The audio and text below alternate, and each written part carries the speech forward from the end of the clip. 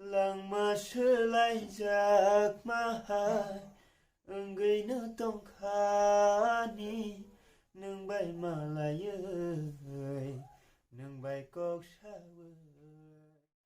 खुलुमखा बैलाव जतन हामबाय आनि मुं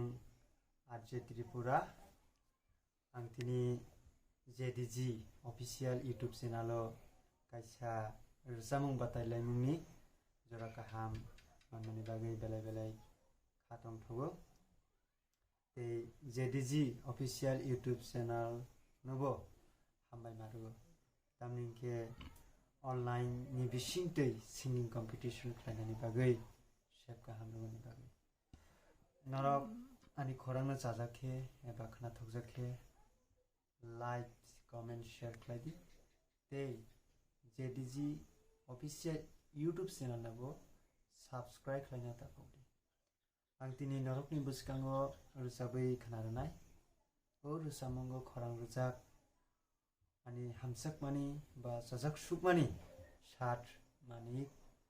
ते मेन सादला आरि खोनालायानो लांमा सोलायजाक माहाय ओंगैनो दंखानि नोंबाय मालायै नोंबाय कक सावै लांमा सोलायजाक माहाय ओंगैनो दंखानि नोंबाय मालायै नोंबाय कक सावै अजरा बाथागोरा दि नों आनि बागै अजरा बाथागोरा दि नों आनि बागै लांमा सोलायजाक माहाय ओंगैनो दंखानि नोंबाय मालायै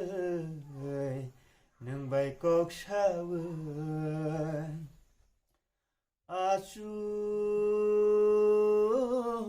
आचु आनि खापां बिरसावै दंगो हिमते हिमते याप्रि सेनानि करवै थांगो अजरा बाथागोरा दि नों आनि बागै अजरा बाथागोरा दि नों आनि बागै लांमा सोलायजाक माहाय ओंगैनो दंखानि नोंबाय मालायै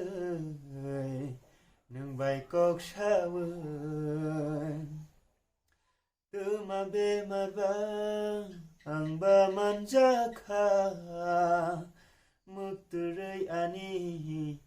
गोरै सुखा तोमा बेमारबा आंबा मानजाखा मुक्तुरै आनि गोरै सुखा